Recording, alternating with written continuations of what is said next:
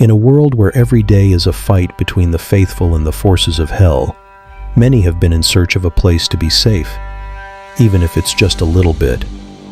So, in order to avoid being one of the damned, many people join the Brotherhood of the Trench Pilgrims to receive God's protection.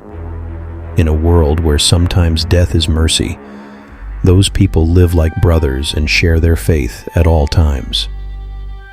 But sometimes, even inside the Brotherhood, it isn't enough to protect the faithful.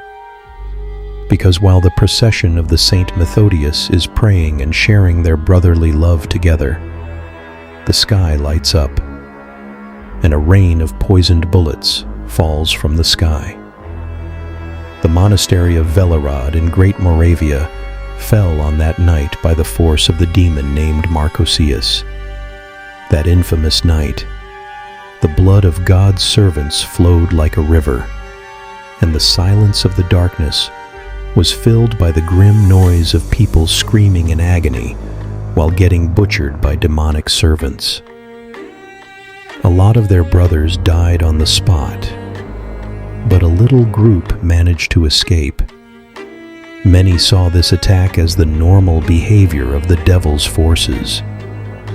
Others are more skeptical, thinking this attack had but one goal: to destroy the secrets of Anchorite construction. The fortress monastery of Velehrad was where the first Anchorites were built a long time ago. It is said that several hundred of these battle machines were built under the guidance of Saint Methodius. Thinking that all life had been annihilated, the heretic forces retired themselves, but in the flame and the smoke, one lone monk emerged from the ruins of the fallen monastery. He was wounded and bloodied, but he was alive. His name was Brother Akakios. He walked carrying the teachings of Saint Methodius. The rest of the Brotherhood was later massacred by an elite death commando in a raid. At that time, many believed that the secret of the construction of the Anchorites was lost forever, and many also believed that the Church had forsaken the project in favor of their advances in armor technology elsewhere.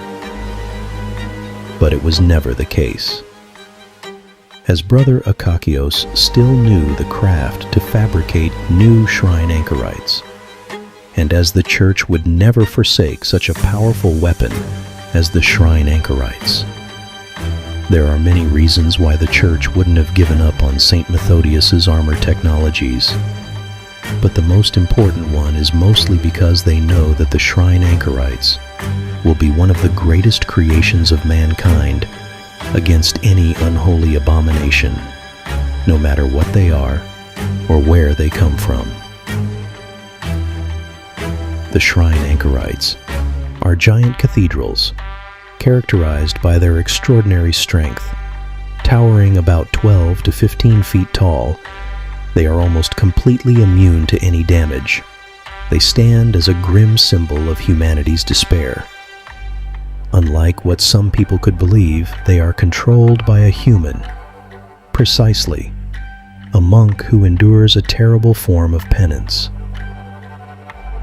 Because while the exterior of the Shrine Anchorites is composed with an almost impenetrable armor, festooned with icons, holy relics, and devotional prayer scrolls, according to the traditions of the pilgrim sect that the Anchorite serves, the inside is a grim reality of how far the pilot's faith and resilience can go. As it is said, that the interior of each Shrine Anchorite is covered in spikes and barbed hooks that are there for the pilot to suffer. Therefore, the inside of the Shrine Anchorites are always spiked and blood-stained. And for the pilots, as they're enduring the suffering, they believe that it will only bring them closer to feel what Jesus felt while he was crucified in the past. Their constant state of torment makes them one of the most resilient figures in this unending war, as they're rejoicing in their pain with a grim smile on their faces. They will live their entire life inside the Anchorite, and once they die, either in battle or of old age, their remains are reverently removed, and body parts are preserved in reliquaries mounted upon the Anchorite. The person living inside the Anchorite rarely die of old age. Thus, each of these war machines is a testament to its long history of war against the forces of hell. The most important thing about the Shrine Anchorites is that they're fueled by diesel and faith. With this diesel engine belching smoke, accompanied by trumpets echoing with prayers and chants across the battlefield, they can fight for days on end, slaughtering heretics and demons like nothings across the no man's land. In history, it is said that there are only two types of Anchorites who are fighting in this holy war. The first one is the Shrine Anchorite, who is a metal behemoth destroying everything standing in their way across the battlefield. The second one is the mechanized heavy infantry, who is a far smaller but more maneuverable personal protective suit, based upon the Anchorite design, created by later innovations of the engineering foundry of New Antioch's machine armor.